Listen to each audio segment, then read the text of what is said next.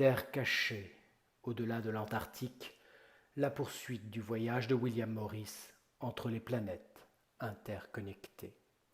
X001, les terres des Custodians. Habitants, données approximatives.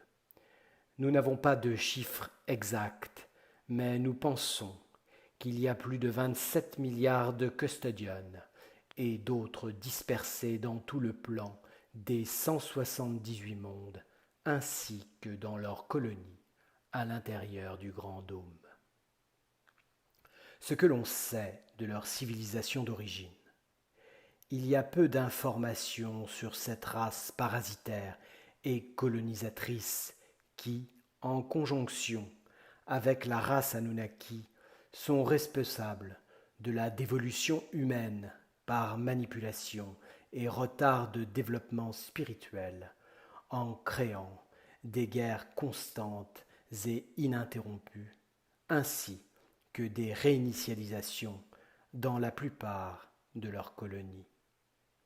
On croit qu'ils ont colonisé plus que 90% des mondes par le passé et utilisaient leurs colonies pour le grand progrès technologique, alors que la plupart des autres races n'étaient même pas développées pour leur défense. Leur présent. On pense que ces êtres sont dans une recherche incessante pour pouvoir pénétrer les grands murs de séparation ou grands dômes.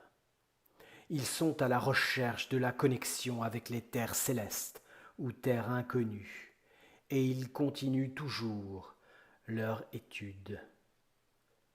À notre connaissance, ils ont fait de grandes avancées pour pouvoir comprendre ce qui pouvait être trouvé à l'extérieur du Grand Dôme et à l'intérieur de la Terre inconnue. Il existe de nombreuses informations sur les bases souterraines et les BSM, bases mobiles sous-marines, dans leurs propres terres et dans les terres connues.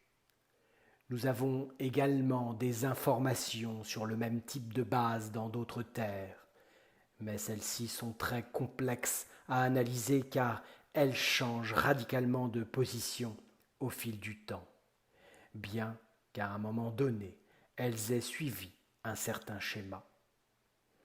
Après la Grande Guerre et la nouvelle réinitialisation effectuée, ils ont apporté des changements majeurs à toute sa structure.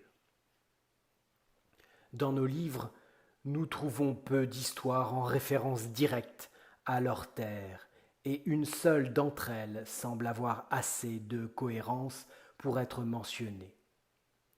Il convient de préciser que cette information n'a pas été rapportée par un ancêtre, mais par un géant humain qui s'est approché de leur terre, les naviguant au plus près avant d'être détectés.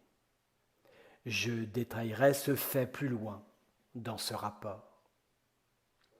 Ces êtres sont connus pour se présenter aux indigènes de différents cercles environnements avec une figure humanoïde et un membre supérieur avec un visage en forme de différentes formes animales qui sont généralement caractéristiques de chaque région. Ils étaient donc représentés sur nos terres dans de nombreux pays. Nous les trouvons ainsi dans les dessins trouvés dans l'histoire officielle des civilisations anciennes. Leur hiérarchie se distingue par la forme pyramidale classique qu'ils ont installée dans tous les sites qu'ils ont colonisés et gouvernés pendant de longues périodes. Le haut de la pyramide est divisé à son tour en 3 positions distinctes. Bien que ces 3 parties soient connues sous le nom de leaders, la vérité est que seuls les royal leaders sont toujours ceux qui ont le dernier mot et prennent les décisions les plus importantes. Voici l'histoire H012-304 dans la Terre-Monde X001 du livre intitulé, traduit de la langue ancestrale native comme suit.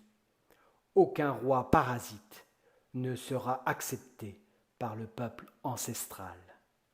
Grande capitale ancestrale, bibliothèque de l'Arche.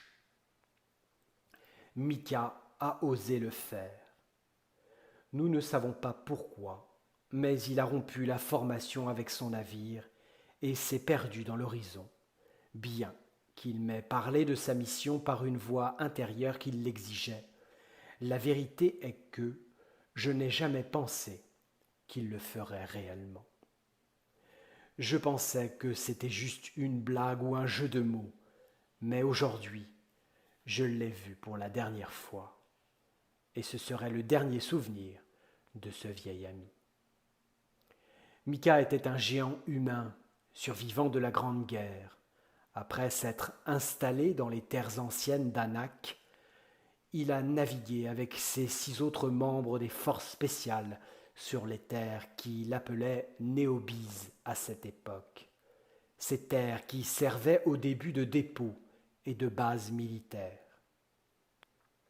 Les géants humains se sont regroupés sur ces terres car la plupart de l'humanité ancestrale, qui a survécu à la dernière réinitialisation, la 6e génération, s'était regroupée sur d'autres îles voisines. Tous des membres importants de la célèbre Grande Tartarie, l'empire qui a été vaincu par les Custodians pendant la Grande Guerre. Micah avait déjà commenté à plusieurs occasions que pour connaître l'ennemi, il fallait s'approcher de leur terre. Durant la Grande Guerre, les informations avaient été obtenues de certaines de leurs bases ainsi que des rapports dans les bases des Gris, dans les terres connues, bases généralement temporaires pendant leur direction et qui allaient rapidement échouer durant l'avancée de la Grande Tartarie. On connaissait approximativement leur emplacement sur les cartes que les géants Anakim avaient à cette époque.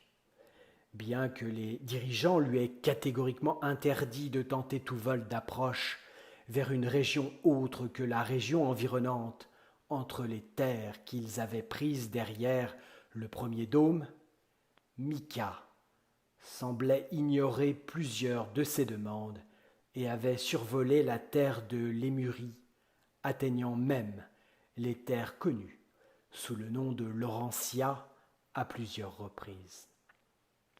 Les chefs des forces spéciales n'étaient pas comme les chefs militaires que nous connaissons habituellement dans toute l'armée de la nouvelle humanité. Ils étaient tout à fait permis, mais clairement avisés que tout faux mouvement pourrait entraîner non seulement une mort certaine, mais mettrait clairement en danger toute la région. Ils devraient rester cachés autant que possible et pendant une longue période de temps, avant de retrouver leur civilisation et de s'organiser de toutes les manières possibles. Micah a atteint les 2e murs très près du 2e dôme et a survolé la zone pour établir un point d'union. Il cherchait un point de sortie, un connecteur de matière ou portail membranaire. Finalement, il atteindrait son but dans l'un de ses nombreux voyages en suivant certaines îles gelées des anciennes terres d'Anak, également proches de l'arche des terres ancestrales. Il a étudié la zone, fait des calculs et a également été aidé par plusieurs géants qu'il a mentionnés ci-dessus et n'a jamais laissé de nom explicite pour ne pas les blâmer pour ce qu'il s'apprêtait à faire. Micah a lancé une formation de rupture au sud et dans un chemin déterminé directement vers le portail membranaire, brisant complètement le modèle suivi par ceux de sa propre force et civilisation à l'époque. Il y avait peu d'enregistrements des géants à l'extérieur du second dôme. Il a réalisé l'impensable et à communiquer directement avec son chef, l'informant de sa nouvelle aventure dans les terres inconnues, les terres custodiennes. Les dirigeants des géants se rencontrèrent et, étant au courant de la situation, ils tentèrent de persuader le jeune aventurier. Mais tout fut rejeté et Mika poursuivra sa course en survolant Athos et partout dans l'océan de Roald, quelque chose d'impensable pour l'époque, avec un navire ancestral via les airs. Entourant les énormes murs existants entre les terres de Mars et les terres des anges, il traversa un épais brouillard en prenant un risque incroyablement élevé et en bordant les terres de Jupiter. Ce voyage héroïque et solitaire fut presque un suicide pour les dirigeants des géants qui avaient déjà démissionné et avaient aidé le vol de Mika à atteindre sa destination, même si c'était assez incertain. Mika avait communiqué avec la base sur le peu qu'il pouvait voir. Il y avait une sorte de mur sombre totalement opaque. En fait, il l'avait percuté car le brouillard était toujours présent. Mais il devenait bien que moins épais qu'auparavant. Ces murs sombres étaient les murs étranges qu'il ait jamais vus, et d'énormes tours semblaient émerger de l'autre côté. C'étaient sans aucun doute les redoutables terres custodiennes. Ces terres ennemies étaient devant lui. La dernière communication avec la base était qu'une lumière rouge semblait être derrière lui et suivait son chemin. Il a été exclu que ce soit un missile ennemi à cause du détail du mouvement de poursuite. Mais ce seraient les dernières minutes de contact direct avec Mika, qui n'a plus jamais communiqué avec la base ni revenu sur nos terres. Ses compagnons tentèrent de persuader les dirigeants d'envoyer des navires à son secours. Après le passage de 3 soleils, 2 équipes de secours furent envoyées, mais ils eurent de gros désagréments pour franchir les murs d'enceinte entre Mars et les terres connues. Et malheureusement, ils manquèrent le jeune Mika. Grâce à Mika, nous avons obtenu d'excellentes informations sur la position des terres ennemies et d'autres terres environnantes, puisqu'il a réussi à envoyer les détails de son balayage réalisé depuis son navire.